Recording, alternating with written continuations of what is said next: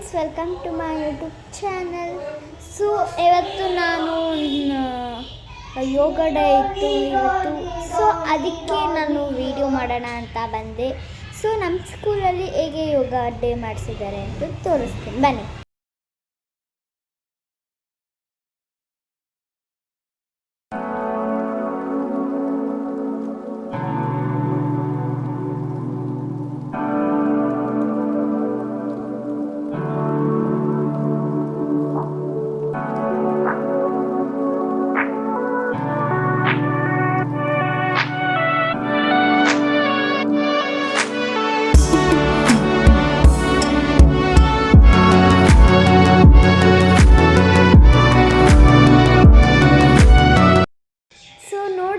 Friends, ಇವತ್ತು ನಮ್ಮ ಸ್ಕೂಲಲ್ಲಿ ಯೋಗ ಹೇಗಿತ್ತು ಅಂತ.